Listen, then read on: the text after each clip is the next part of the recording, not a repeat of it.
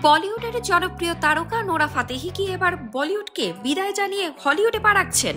এই গুঞ্জনের পেছনে আসল সত্যটা কি? নোরা ফাতেহি এক নাম, হাজারো পরিচয়। বলিউডের সুপারহিট আইটেম গান থেকে শুরু করে মিউজিক ভিডিওর মাধ্যমে তিনি হৃদয় কেড়েছেন কোটি ভক্তের। কিন্তু এবার খবর ভিন্ন। বলিউড ছেড়ে হলিউডে যাচ্ছেন নোরা।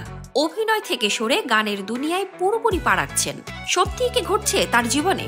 নোরা ফাতেহি নিজের মেধা আর কঠোর পরিশ্রম দিয়ে বলিউডে জায়গা তৈরি করেছেন। তবে সম্প্রতি একটি সাক্ষাৎকারে তিনি জানিয়েছেন তার জীবনে বড় পরিবর্তন আসছে।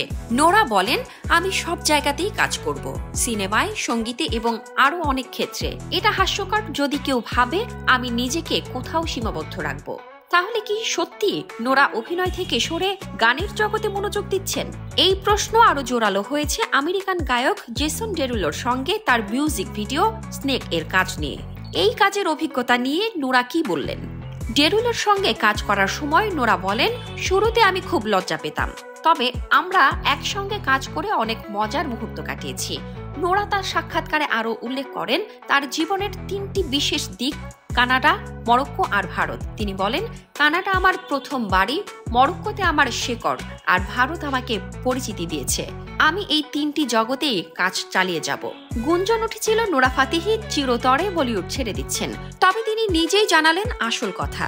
বললেন, অভিনয় হোক বা গান, তিনি থাকবেন সর্বত্র। নোরা ফাতেহি শুধু বলিউড বা হলিউডের তারকা নন, তিনি এক বৈশ্বিক মেধার প্রতীক। তার এই যাত্রা দেখতে কেমন হবে সেটা সময় বলে দেবে।